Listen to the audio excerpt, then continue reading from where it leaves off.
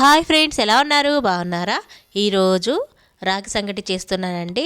ముందుగా ఒక గ్లాసున్నర వాటర్ తీసుకొని దానిలో సరిపడంత ఉప్పు వేసుకోవాలి. ఇవి బాగా మరిగించుకోవాలండి. దీనిలో మనము రైస్ తోటి కూడా చేసుకోవచ్చు, రైస్ కూడా కలుపుకోవచ్చు.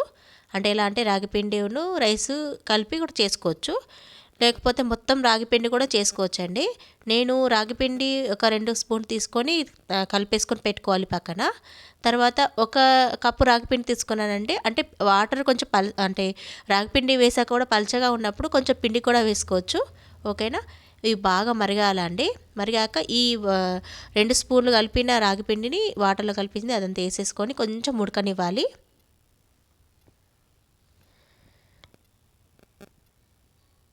కొంచెం ఉడికాక ఒక 5 మినిట్స్ అలాగే ఉడికాక తర్వాత ఈ రాగి పిండి వేసేసేయాలండి.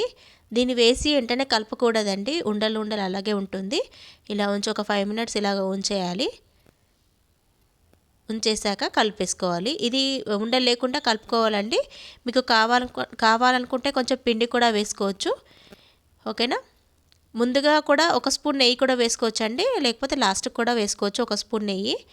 ఇక ఉడకాక ఒక 10 మినిట్స్ ఇలాగే ఉడకనిచ్చి ఒక 1 స్పూన్ నెయ్యి వేసాను. ఇది చల్లారాక మంచిగా బాగా కలపాలండి పిండిని. చూడండి, ముద్ద లేకుండా ఇలా బాగా పిసకడం వల్ల ఈజీగా వస్తుంది. మంచిగా ఉండల్లాగా కూడా మంచిగా అవుతాయండి. చూడండి, ఇలా చేసేసుకోవాలి. ఇది నాటుకోడి పులుసు, పాయ, తలకాయ కూర, పాయ చేస్తాం కదా అండి, దానితోటి మటన్ కర్రీతోటి వీటితోటైనా పన్నీర్ కర్రీతోటి అండి చాలా టేస్టీగా ఉంటుందండి. ఇలా చేసేసుకొని మటన్ కర్రీతోటి పెట్టానండి. చూడండి, చాలా టేస్టీగా ఉంటుంది. ఈ వీడియో కనుక నచ్చినట్లయితే లైక్ చేయండి, షేర్ చేయండి, సబ్స్క్రైబ్ చేసుకోరా. నన్ను ఇలాగే సపోర్ట్ చేస్తూ ఉండండి.